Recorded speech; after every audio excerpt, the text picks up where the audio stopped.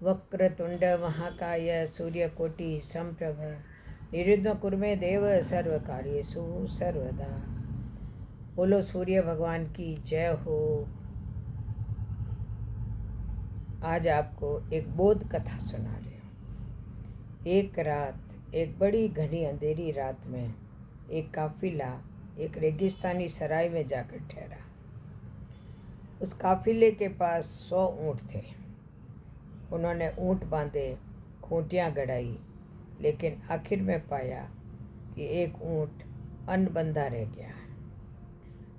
उनकी एक खूंटी और एक रस्सी कहीं खो गई थी। आधी रात, बाजार बंद हो गए थे। अब वे कहाँ खूंटी लेने जाएं, कहाँ रस्सी लेने जाएं। तो उन्होंने सराय के मालिक को उठाया और उसे कहा कि बड़ी कृपा होगी, एक खूंटी और एक रस्सी हमें चाहिए, हमारी खो गई है। 99 ऊँट बंध गए, 100वां अनबंधा है। अंधेरी रात है, वह कहीं भटक सकता है। उस बूढ़े आदमी ने कहा, घबराओ मत, मेरे पास न तो रस्सी है और न खूंटी है, लेकिन बड़े पागल आदमी हो। इतने दिन ऊँटों के साथ रहते हो गए, तुम्हें कुछ भी समझ न आई। जाओ और खूंटी गाड़ दो और रस्सी बांध दो और ऊँट को कह दो सो जाए। उन्होंने कहा, पागल हम हैं कि तुम हो? अगर खूंटी हमारे पास होती तो हम तुम्हारे पास क्यों आते? कौन सी खूंटी गाड़ दें?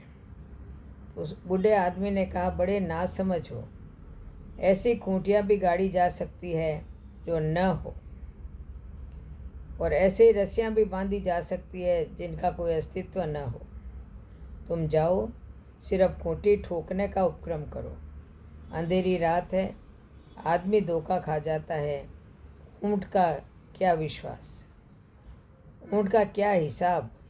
जाओ, ऐसे ठोको जैसे खूंटी ठोकी जा रही है।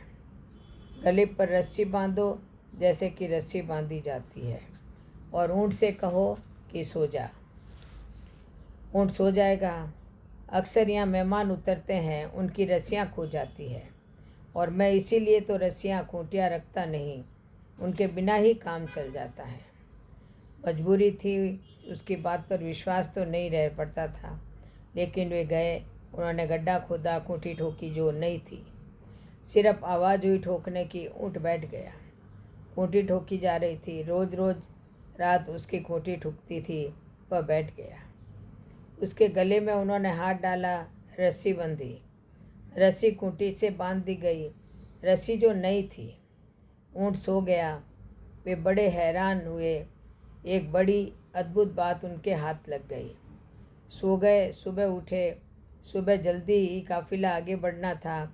उन्होंने 99 ऊँटों की रस्सियाँ निकाली, खूंटियाँ निकाली। वे ऊँट खड़े हो गए, और 100वें की तो कोई खूंटी भी नहीं थी जिसे वे निकालते। उन्होंने उसकी खूंटी न निकाली, उसको धक्के दिए, वह उठता न था, वह नहीं उठा। उन्होंने कहा, हद हो गई, रात धोखा खाता था, सो भी ठीक था, अब दिन के उजाले में भी इस मूड को खूंटी नहीं दिखाई पड़ती कि नहीं है। वे उसे धक्के दिए चले गए, लेकिन ऊँट ने उठने से इनकार कर दिया। ऊँट बड़ा धार्मिक रहा होगा।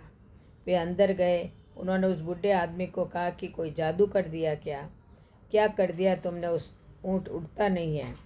उसने कहा, बड़े पागल हो तुम, जाओ पहले खूंटी निकालो, पहले रस्सी खोलो। उन्होंने कहा, लेकिन रस्सी हो तब है ना। उन्होंने कहा, रात को कैसे बांधी थी वैसे ही खोलो। गए, मजबूरी थी। जाकर उन्होंने खूंटी उखाड़ी, आवाज़ की, खूंटी निकली। ऊँट उठकर खड़ा हो गया। रस्सी खोली, ऊँट चलने के लिए तैयार हो गया। उन्होंने उस बूढ़े आदमी को धन्यवाद दिया और कहा, बड़े अद्भुत हैं आप, ऊँटों के बाबत आपकी जानकारी बहुत है। उन्होंने कहा कि नहीं, यह ऊँटों की जानकारी से सूत्र नहीं निकला, यह सूत्र आदमियों की जानकारी से निकला है। आदमी ऐसी खूंटियों में बंधा होता है जो कहीं भी नहीं है, और ऐसी रस्सियों में जिनका कोई अस्तित्व नहीं है, और जीवन भर बंधा रहता है और चिल्लाता है, मैं कैसे मुक्त हो जाऊं।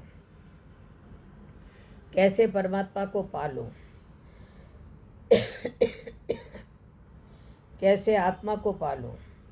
मुझे मुक्ति चाहिए, मोक्ष चाहिए, चिल्लाता है और हिलता नहीं अपनी जगह से, क्योंकि खूंटियाँ उसे बांधे हैं। वह कहता है, कैसे खोलूं इनमें खूंटियों को। बोलो जय जय श्री कृष्ण, जय जय श्री राधे, जय।